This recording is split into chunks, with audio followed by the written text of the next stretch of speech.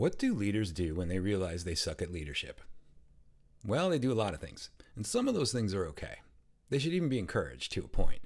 I mean, not everyone is a born leader. Some of us have to learn the hard way. We get thrust into leadership and wind up making some pretty critical and embarrassing mistakes along the way.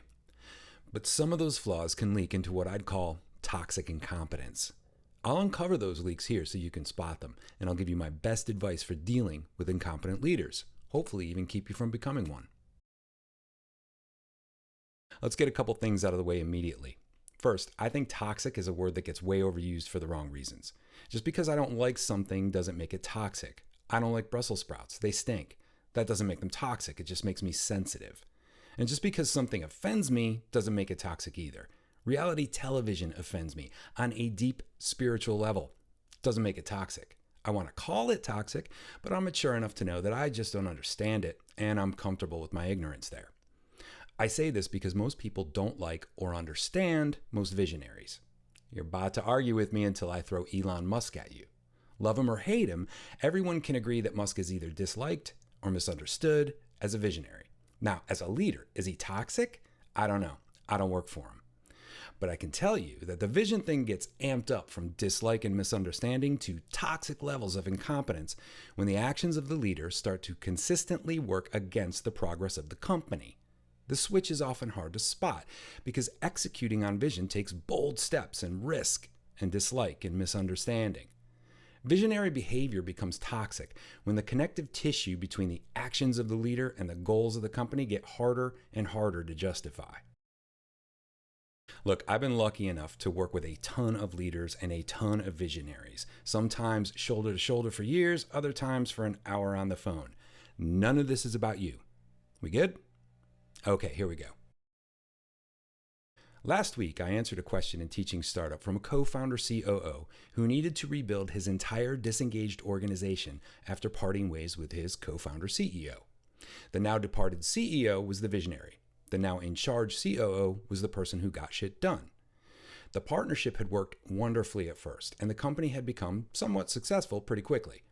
But as the shine started to wear off, the visionary CEO could not keep his visionary ideas in check and would constantly push the company to execute on a series of new ideas before getting any of his old ideas across the finish line. This is not uncommon.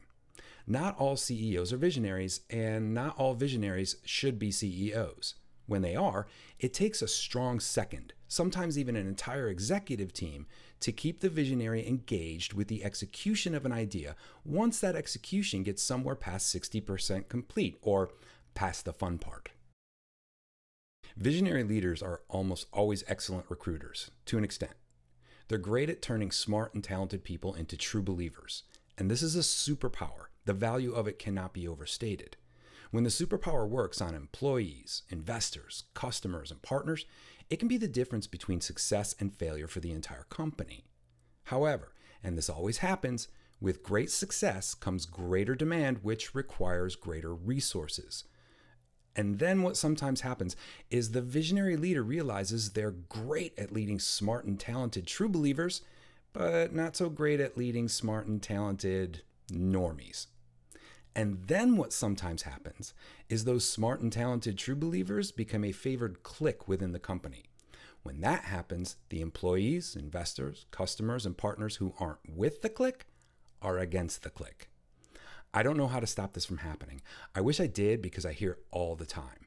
If I could stop politics from permeating an organization, I'd be a billionaire. There would also be world peace. Imagine this mandate coming down from leadership.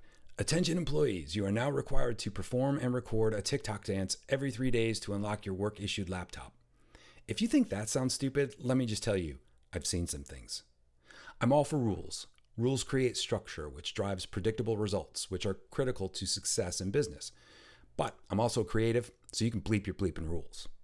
When incompetent leaders see their business suffer and they can't find answers in the product or the market, they turn to operations and they mandate sledgehammer fixes to processes where, in most cases, a well-thought-out surgical tweak would have been sufficient. You read about this kind of thing all the time when it blows up. A company mandates no more meetings, period, or everyone's salary becomes public. Even something as simple as declaring unlimited time off That's really just a cover for having to pay for unspent benefit while also passing the buck of low productivity down to middle managers. When sweeping operational rules are announced in the name of either curbing or encouraging a specific behavior without a thought to the unintended consequences, you've got toxic incompetence in leadership masquerading as quick subjective fixes for complex operational issues. I'm not talking about cutting people, all leaders have to do that. I'm talking about reassigning people for no good reason. I'll even go ahead and say that reassigning people in the name of favoritism, let's say as an outgrowth of that click and paranoia thing I discussed earlier, that's at least concrete. I'm talking about, say, reassigning a software developer to HR for a couple weeks in the name of that person gaining a better understanding of the company. Or even restructuring the org chart from functional roles to project pods to product teams to totally random and then back again in the name of shaking things up. I mean, don't ever let your CEO answer support calls. Reality TV shows are not real life. And coincidentally, one of the reasons I hate them. Doing something like that just demeans your damn support staff. Innovation from a visionary leader is mandatory.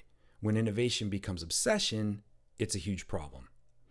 I like to think I'm part visionary. I mean, I don't look at food and see fashion or anything like that, but sometimes my own ideas are good enough to execute and spend a little time and money on. I'll also admit to spending way too much time and way too much money on ideas that were not only awful, but were clearly confirmed to me as awful by people I trust. So I know how this happens. Visionaries and innovators are judged on the success or failure of their ideas, not their effort. Thus, if a visionary's team can't make the idea successful, sometimes the visionary will do everything in their power to make the idea successful on their own. And if the visionary happens to be a leader, they have almost unlimited power to push those limits to toxic levels. Like all of these traits, it's not vision or leadership that's the problem here, and it's not even the trait itself so much as the lack of leadership experience and the stubborn by definition nature of vision that creates a toxic combination. Leadership isn't about vision. It's about learning from mistakes. And learning from those mistakes can keep those mistakes from breeding a toxic incompetence. Man, this read could have been better. And I mean, the post is good. In fact, the post is really good. And I'm disappointed with the read because when I do this, I kind of rehearse a little bit, like not for long, but I always read my posts out loud before I send them to my editors. Just so it sounds conversational because that's kind of my thing. And when I do it, it's so much better than when the camera comes on and the microphone comes on and I just get stiffer, but I'm getting better at it and I will get better at it as time goes on. So a little self-conscious, self-aggrandizing apology from me. Okay, let's go to, I have made a commitment, to never worry about when I mention interactions between me and other people, to never worry about whether or not that person will find themselves outed. In a lot of cases, I've been at this a while now, when I mention certain specific interactions, it's either a long time ago or it's an amalgam of a couple of people where that interaction has happened repeatedly over time. But last week I got caught. Like a longtime friend of mine emailed me and he was like, "Oh, you were talking about me in that post," and I know it was me. And I was like, "Yeah, it was you." When I talk about toxic leaders, I'm not talking about anybody I've ever worked with, for the very simple reason that I won't work with a-holes. Like, if you were a toxic leader that came into contact with me, you know it already. So to all the people I've worked with in the past, whether that's for years and years or just a few minutes over the phone, this is not about you. You may have implemented some of these things, or you may have gone through some of these things I'm talking about, but it wasn't in front of me. So I plead innocence there. Toxic leadership is really something that kills a lot of startups, because people start a company and it's the first time they've ever run their own business. And a lot of times it's the first time they've ever been in charge of people or managing people. And running a business and managing people are two completely different things. And there's a side of leadership that feels like a pirate captain, or feels like giving a speech in the Oval Office, where you have to be someone else. And it's very rare that people can naturally walk into that role, myself included. So there's a little bit of role modeling, for lack of a better term, going on there, and a lot of imposter syndrome that goes into that. The expectation to be that role model or that leader can breed some really bad behavior when people start believing in their own leadership. And this especially happens with innovators. Innovators are usually great at coming up with amazing business ideas and even amazing execution on those business ideas, but they're really poor at managing people. And most of the extreme innovators and visionaries I've worked with in the past have confessed to me straight out, like, I hate working with people. I don't know how to work with people. I have imposter syndrome.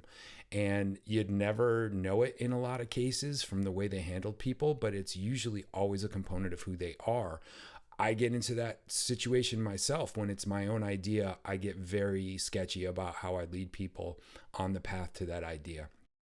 But you can find soft topics like this along with the hard topics, like how to create a product roadmap or how to go after financing or how to structure a cap table, in Teaching Startup. And if you want to support what I'm doing here, you can help me help you by becoming a member of Teaching Startup.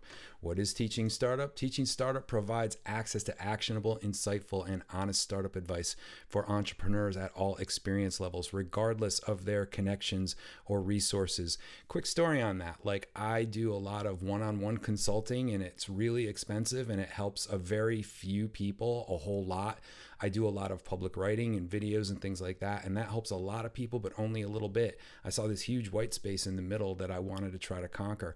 How many entrepreneurs can I help with the most actionable, insightful, and honest advice I could deliver or find from other people, and put that into a format that eliminated all the bullshit and all the expense of that one-on-one conversation and got it down to like 2% of the cost. That's what I feel like I'm doing with Teaching Startup. So if you want to support me and get access to over 700 questions, answers, posts, and polls from Teaching Startup members to Teaching Startup experts, come and join us at teachingstartup.com.